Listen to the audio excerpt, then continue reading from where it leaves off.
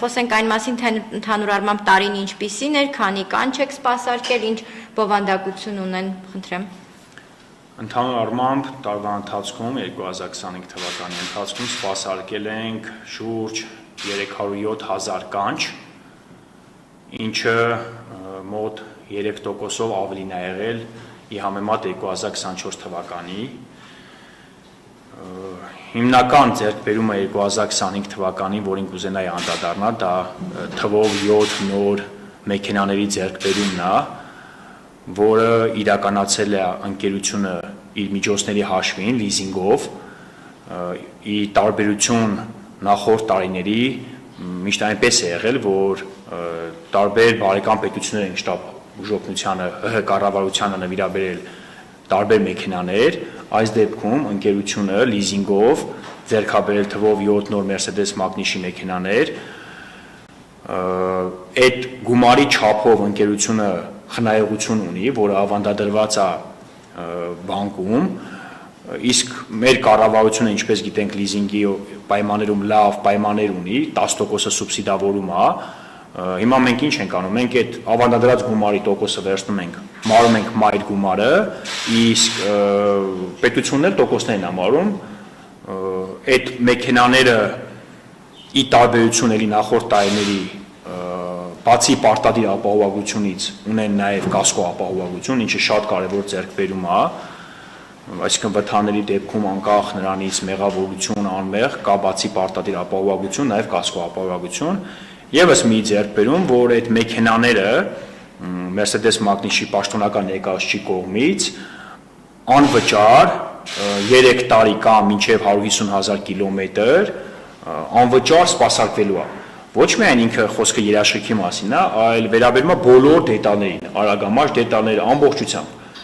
Դա շատ լավ ձեռքբերում է, որ հետագայում նույնպես միշտ պետք է կիրառվի շտապ բուժօգնությունը։ Իսկ մեքենաների հագեցվածությունը։ Մեքենաներից մեկը ռեանիմոբիլ է, հագեցած թոքերի արհեստական օդափոխության սարքավորումով, մնացածը գծային մեքենաներ են, ամբողջությամբ կարևոր ձեռքբերում է էլեկտրական անվասայլակը, որը նույնպես չենք ունեցել, ինքը շատ դեպքերում է պետք գալիս, երբ աստիճաններով պացիենտներին իջացնելուց այն պացիենտները, որոնց որ նստած պարկած դիրքով հակացություն կա, պետք է նստած դիրքով իջացնել, այդ պացիենտների համար բավականին փրկություն է տալ։ Եվ բժիշկների համար, որտեղ ինքը շատ էլեկտրական է ու տարբեր քաշային կարգի մարկանց շատ հեշտությամբ ստացվում է եւ բարձրացնել եւ իջացնել ու արդեն իսկ մի քանի դեպքում կիրառել ենք, նույնիսկ 200 կիլոգրամ քաշ ունեցող մարդու պարագայում ենք կիրառել, ինքը իր արդյունավետությամբ միանշանակ դրականն է ասում։ Այս նոր ձեռքբերումը որքանով աշխատանքի որակի վրա կազդի, թե կանչերին արագ արձագանքելու տեսանկյունից, թե որակյալ սպասարկման տեսանկյունից։ Նայեք, մեր հիմնական ուժը այդ բուժանձնակազմն է, սկսած կրծեր բուժաշխատողից, վերջացած ավագ բուժաշխատող, վարորդ, բուժքույր բուժակ եւ բժիշկ, ու բնականաբար ինչքան որ հարմարավետ լինի իրանց պայմանները, ինչքան հարմարավետ մեքենայով լինի, ինչքան հարմարավետ բուժ սարքավորումներով սպասարկեն, այդքան դա կանդրադառնա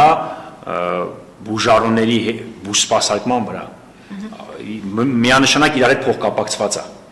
Շատ լավ, դուք նշեցիք 307,000 կանչ, 2025 թվականին, որը 3%-ով ավելին է 2024-ի համեմատ։ Այս ավելացումը ինչով եք պայմանավորում։ Նայեք, հիմնականում պայմանավորված է մայրաքաղաքում բնակչության թվի ավելացմամբ։ Հիմնական ես այդտեղ եմ տեսնում խնդիրը, բայց հետաքրքիր փաստ նշեմ, դեկտեմբերի վերջին օրերից արդեն ու հունվար ամսվա 2026 թվականի առաջին 10 օրը մոտ 35% կանչերի քանակի նվազում ենք տեսնում։ Նույնը նաև եղել է ձյան տեղումներով պայմանավորված, օրինակ մեր սպասելիքները չի արդարացվել, այսպես ասած։ Ինչը լավ է, բնականաբար ինչքան հանգիստ լինի, այդքան շատ ավելի լավ, շատ ավելի արդյունավետ կլինի նաև ինչ որտեղ, բայց ամեն դեպքում 26 թվականը սկսել են կանչերի քանակի մոտ 35% նվազումով։ Դա կախված է նրանից, որ աշխատանքային օրերն ավելի քիչ են, հա, պոլիկլինիկաները են սկսում աշխատել, թե ոնց։ Չէ, նայեք, 2024 թվականի դեկտեմբերի վերջին օրից մինչև 2025 թվականի հունվարի 10-ը մենք օրվա ընթացքում սպասարկում էինք 1200-1150 կանչ։ այս տարի 2025-ի դեկտեմբերի 31 եւ հունվարի առաջին 10 օրը սպասարկում ենք օրվա ընթացքում 800-850 կանչ։ Իսկ մոտ 30-35% նվազել է։ Կարծում եմ ինչ որ տեղ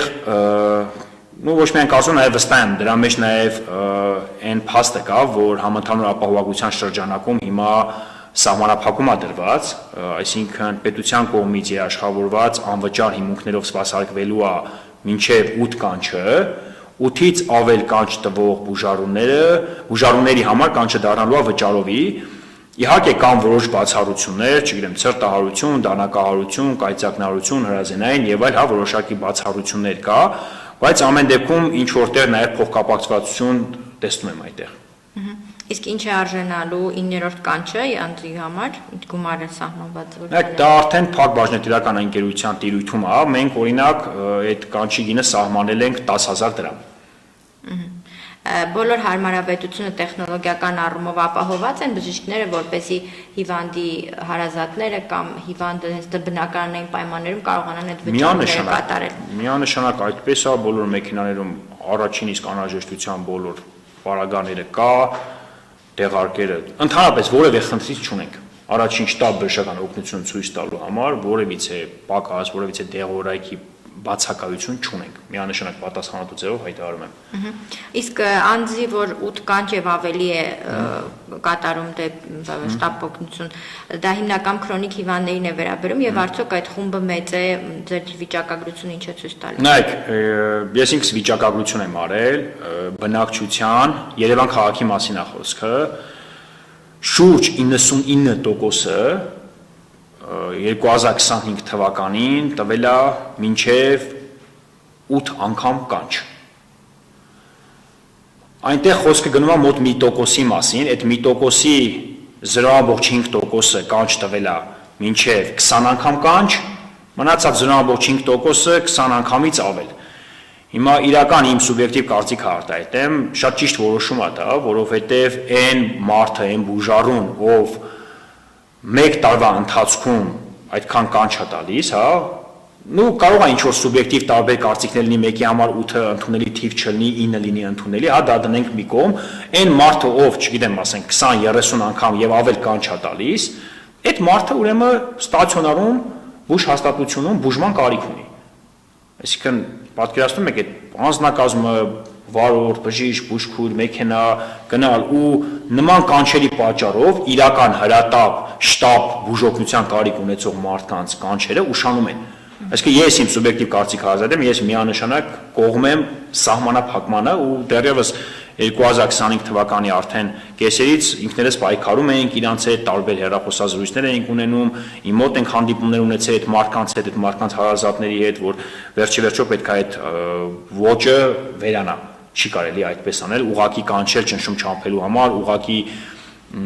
կեղծ տվյալներ ներկայացնել, որ ճնշումը, չգիտեմ, 220-ը օրինակ կամ չգիտեմ, ուշագնաց է եղել, հիմնականում այդպես են անում, ու հիմա մենք արդեն մի քանի բուժառուների ուղարկել ենք ծանոթություններ, որ 5 կանչը լրացել է, արդեն տեղեկացել ենք, որ 8 կանչից ավել լինելու է վճարովի կոնկրետ այսօրվա դրությամբ երկու բուժառուի ծանոթություն ենք ուղարկել, որ արդեն 8 կանչը լրացել է, իրանք 2 անգամ արդեն կանչ են տվել, իրենց ծանոթություն ուղարկել ենք, որ 15-օրյա ժամկետում 10,000 դրամ վճարեն, տեսնենք ընթացքը ոնց ցույց կտա։ Շատ լավ, ընդհանուր առմամբ 2025-ի կանչերին անդրադարձանք, բովանդակային մասով, որ տիպի կանչերն են ավելի շատ գերակշռել այս 300-7,000-ի մեջ։ Հիմնականում կանչերը լինում են սիրտանոթային, դրանց մեջ մտնում է նաև սուր կորոնար համախտանիշ, մտնում է ճնշման հետ կապված կանչեր, զարկերակային հիպերտենզիաներ, նույն հարթության մեջ է նաև սուր շնչառական վարակները, մոտավորապես եթե այդպես բաժանելով լինենք, մոտ 30%, 35%, 30% այդ համամասնությամբ գնում է, դժբախտ պատահաններ ենք ունենում, գլխովի արյունաշրջանության սուր խանգարման կանչեր ենք ունենում, բայց հիմնական առաջի տեղում սիրտանոթային համակարգի հետ կապված խնդիրներն է, հետո նոր գալիս է սուր շնչառական վարակներ եւ այդպես շարունակ։ Այս տարվա սկզբի օրերը վիճակագրությունը ներկայացնելիս նշեցիք, որ որոշակի նվազում է նկատվում։ Ինձ հետաքրքիր է բովանդակային առումով կառուցվածքը նույնն է, լինում թունավորումներ, չգիտեմ, խմիչքի չարաշահում տոներով պայմանավորված կամ այս ցուրտ եղանակին կոտրվածքներ, ինչ եք արձանագրում։ Այդ նույն կանչերի քանակի նվազման հետ կապված կարամ ասեմ, որ նաև ձյան-տեղումներով պայմանավորված Էլի մեր սպասելիքները չարդարացվեցին, այսինքն այդ առատ ձյան-տեղումների հետ կապված մենք սպասումներ ունեինք, որ կոտրվածքով կանչերը դե բնականաբար իրար հետ փոխկապակցված շատ կլինեն, հա, բայց թվերը իրականում քիչ էր, դեկտեմբերի 31-ից մինչև հունվարի 8-ը ներառյալ, կոնկրետ շտաբ բուժօգնության մասին է իհարկե խոսքը, կանչերի, մենք 22 կանչ ենք ստացել կոտրվածքի, հոսպիտալացմամբ ավարտել, մեկ բուժարու եղել է մինչև 18 տարեկան, մոտ 3 բուժարու եղել է մինչև 60 տարեկան, մնացածը 60 տարեկանից բարձր են եղել, որը ի համեմատ նախորդ տարիների բնական ավելի էական նվազում է եղել։ Իսկ թունավորումների 5 դեպք ենք ունեցել, ալկոհոլային ինտոքսիկացիայով 2 դեպք է եղել, որը հոսպիտալացվել է, մեկը կամ երկուսը մինչև 18 տարեկան։ Այդ քանակը բավականին նվազել է, այսինքն ինքը շատ էական նվազում է գնացել եւ թունավորումների սննդային եւ ալկոհոլային թունավորումների կարծում եմ մարդկանց մոտ իրավագիտակցությունը բարձրացել է, իրանք են հասկանում, արդեն չեն չարաշահում, չգիտեմ, ասենք այդ նույն ուտելիքը մի քանի օր իրար վրա չեն ուտում, ինչ որ տենց միանշանակ է, դրական դինամիկան կա։ Շատ լավ, քանի որ ցուրտ եղանակից խոսեցինք, բժիշկները անձնակազմը ինչ դժվարություններ են ունենում, հա, ճանապարհների սառած լինելով, պայմանավորված կամ ոչ բավարար մաքրած լինելով, պայմանավորված բակերում կա որոշ հատվածներ, հա, ասենք պայմանական ասեմ, օրինակ Սարի թաղի հատվածում, որտեղ ունենում ենք, հա, ասենք կամ ասենք օրինակ, չգիտեմ, մասիվներում, հա, որտեղ որ ավելի փողոցները մի փոքր ինչ ավելի նեղ են լինում, օրինակ խոսքը Սարի թաղի մասին է խոսքը, բայց հիմնականում ես ինքս իմ սուբյեկտիվ կարծիքը արտահայտեմ, ձնամաքրման աշխատանքները լավ եմ տեսնում, հա, զուտ փողոցների մասով նկատի ունեմ, էլի մեր մեքենաների տեղաշարժի հետ կապված, իսկ որպես այդպեսին չեմ ստացել դժգոհություններ, որ դժվարանում են, որտեղ էլ որ այդպիսի դժվարություն են հանդիպում, անձնակազմը ոտքով է առաջ շարժում, նորմալ երևույթ է միշտ եղել է այդպես խնդիրներ։ Իսկ քաղաքում արկա խցանումների համատեքստում ինչ դժվարություններ եք ունենում, վարորդների վարքագիծը ինչպիսին է։ Մենք անդադար հորդորում ենք մեր համաքաղաքացիներին, խնդրում ենք, որ շտապօգնության լուսաձայնային ազդանշանները միացրած անձնակազմերին հնարավորինս զիջեն, նաև այդ աշխատանքը տարվում է մեր վարորդների հետ, որ անհարկի որևիցե դեպքում բացառենք լուսաձայնային ազդանշանները միացրած, որևիցե իրավախախտում, վազանց կատարել կամ ասենք չթույլատրված կարմիր լույսով անցում, հա, այսինքն կարամ ասեմ, որ հիմնականում խիստ անհրաժեշտության դեպքերում են օգտագործում ու ես ամեն օր իրենց հորդորում եմ, որ նույնիսկ սովորական կանչերի դեպքում կամ նույնիսկ այն դեպքերում, երբ բուժարուն մեքենայում է եւ իր կյանքին վտանգ չի սպառնում, որևիցե պարագայում իրավախախտում կամ դիմացիների իրենց կյանքը վտանգի տակ չդնեն եւ դա անեն խիստ անհրաժեշտության դեպքում, երբ հստակ բուժարուի կյանքին վտանգ է սպառում, նույնիսկ այն պարագայում, երբ ինքը մեքենայում է։ Իսկ ամեն դեպքում ժամանակին հասնելու տեսանկյունից այս խցանումները խնդիր են դժվար։ Որոշակի ժամեր կան, հա, դե բոլորս գիտենք, ասենք 18:00-ից օրինակ 19:00, հա, կամ 17:30-ից 19:30 այդ հատվածները բնականաբար կանչի վայր հասնելու որոշակի խոչընդոտ այդ խցանումները առաջ հանդիսանում են խոչընդոտ ուշացման պատճառ։ Առօրյա դա բոլորս ենք տեսնում, դե ամեն դեպքում հնարավորինս անում ենք, որ չուշանանք։ Մենք արձագանքում ենք հնարավորինս շուտ, այսինքն կանչը եկավ, անձնակազմը գտնվում է իր աշխատավայրում, 1-2 րոպեում պետք է արդեն աշխատավայրից դուրս եկած լինի, այսինքն այդտեղ այն ինչ որ մեզնից է կախված մենք անում ենք։ Շատ լավ։ Իսկ առաջիկայում աշխատակազմի աշխատավարձի վերանայման առումով ինչ որ նորություն սպասվում է, թե ոչ։ Օրինակ վարչապետի մոտ միջգերատեսչական խորհրդակցության ընթացքում պայմանավորվածություն է ձեռք բերվել Երևան քաղաքի շտաբ բուժօգնության ֆինանսավորումը ավելացնել, հետևաբար նախատեսում ենք 26 թվականի առաջի կիսամյակում այն պահից սկսած, երբ կավելացվի մեր ֆինանսավորումը, այսպես կոչված կանչի գինը, մեկ կանչի համար նախատեսվող արժեքը հենց բարձրացվի, բնականաբար միանշանակ մեր բուժանձնակազմի աշխատավարձները բարձրացվելու է, իրականում այս ինչ հաջողություններ ես նշեցի, հա, ասենք մեքենաների ձեռք բերում, ինչը նաև նախատեսում ենք 2026 թվականին նոր մեքենաներ ձեռք բերենք,